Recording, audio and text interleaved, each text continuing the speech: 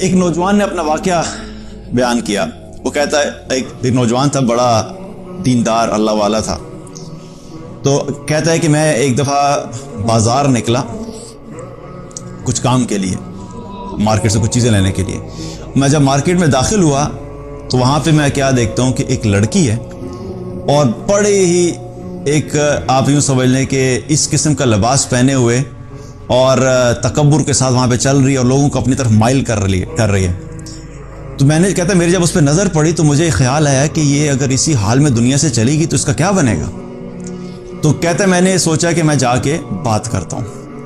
کہتا میں نے ہمت کی اور ہمت کر کے جا کے میں نے اس سے بات کی اور میں نے جا کے کہا کہ سسٹر بات سنیے, آپ یہ جس حلیے میں پھر رہی ہیں آپ سوچئے کہ اگر اسی حال میں ملک الموت آ گئے تو آپ اللہ کے سامنے کیا منہ لے کے جائیں گی. اب بات اس نے کی, ظاہر اپنے اس کے ذہن میں تھا کہ میں بات کروں گا, ہو سکتا ہے میرے بات کرنے کی وجہ سے احساس پیدا ہو جائے, کیونکہ بہت سی ایسی دفعہ ہوتا ہے کہ ایمان والے جب ایمان والوں کو یاد دہانی کراتے ہیں تو اللہ سبحانہ تعالیٰ کی طرف لوگوں کا رجحان بھی ہو جاتا ہے. تو کہتے جب میں نے بات کی تو میں نے سوچا شاید اللہ تعالیٰ دل میں ڈال دے. تو میری بات سنتے ہی اس لڑکی نے میری طرف دیکھا, مجھے کہتی ہے تمہارے پاس موبائل ہے؟ اس نے کہا جی ہے. کہتا اپنا موبائل نکالو اور اپنے رب کو کال ملاؤ اور اس کو کہو کہ بھیج دے ملک الموت کو. وہ لڑکا کہتا ہے کہ میں نے جب یہ بات سنی تو میرا جسم کانپ گیا اور مجھ پہ ایسا خوف طاری ہوا کہ یہ نہ ہو کہ ابھی زمین پھٹے اور اس کے ساتھ میں بھی یہاں پہ دھنس جاؤں. اور یاد رکھیے کہ جو شخص اللہ کو جانتا ہے, اللہ کے دین کو جانتا ہے, جس نے قرآن پڑھا ہوا ہے, جو اللہ کی عظمت کو جانتا ہے, اللہ کے غضب کو جانتا ہے, اللہ کے غصے کو جانتا ہے, اللہ کی طاقت کو جانتا ہے, تو جو جاننے والا ہوتا ہے نا اس کے لیے بہت بڑی بات ہوتی ہے.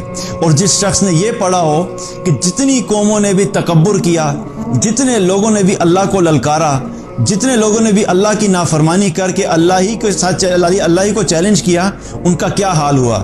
جو یہ جانتا ہو کہ قوم نوح نے جب اللہ کی نافرمانی کی تو اللہ نے قوم نوح کے ساتھ کیا کیا, قوم عاد نے جب اللہ کی نافرمانی کی اور تکبر کیا تو قوم عاد کے ساتھ اللہ نے کیا کیا, قوم سمود کے ساتھ اللہ نے کیا کیا, قوم شعیب کے ساتھ اللہ نے کیا کیا, قوم لوط کے ساتھ اللہ نے کیا کیا. جو اللہ اتنا طاقتور ہے کہ اتنی بڑی بڑی قوموں کو, اتنے بڑے بڑے جائنٹ جیسے جو انسان دنیا پہ آئے ان کو ہواؤں سے اڑا دیا, کسی کو پتھروں سے اڑا دیا, کسی کو فرشتے کی چیخ سے اڑا دیا. تو جو اللہ اتنا طاقتور اور اتنی بڑی بڑی قوموں کو ختم کر سکتا ہے, وہ ایک لڑکی یا ایک انسان جب اللہ کو للکارے گا تو اللہ سبحانہ تعالیٰ نہیں کر سکتا کیا؟ تو کہتے ہیں کہ میں وہاں سے بھاگا, مجھے خوف ایسا طاری ہوا کہ میں آگے چلا گیا. میں نے کہا میں چھوڑ دیا. میں تھوڑا سا آگے گیا تو اپنے کام سے مارکیٹ کے کنارے پہ پہنچا. اتنے میں کیا دیکھتا ہوں کہ پیچھے سے چیخو پکار کی آواز آ رہی اور لوگ رو رہے ہیں. میں واپس جب آیا میں نے دیکھا پتہ نہیں کیا انسیڈنٹ پیش آیا. کہتا جب میں واپس آ کے پہنچا تو کیا دیکھتا ہوں کہ وہ لڑکی اسی جگہ پر مری پڑی ہے جہاں پہ اس نے یہ کہا تھا کہ بھیجو ملک الموت کو. اللہ اکبر کبیر. کہتا جب میں نے اس کو اس حال میں دیکھا تو میں وہاں سے پھر رک نہیں سکا اور پھر میں وہاں سے بھاگا. اور میں یہ سوچا کہ کس طرح انسان اپنے آپ کو کیا سمجھتا ہے اور اللہ کے سامنے کس طرح اللہ کو للکارتا ہے.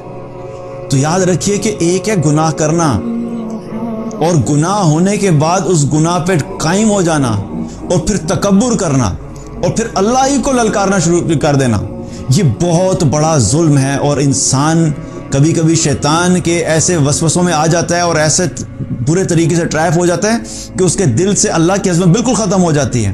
تو گناہ اگر ہو بھی گیا ہے تو یاد رکھو کہ کبھی اللہ کے سامنے یہ جرت نہیں کرو کہ گناہ کی بنیاد کے اوپر اللہ کے سامنے ہی تکبر کرنا شروع کر دیں.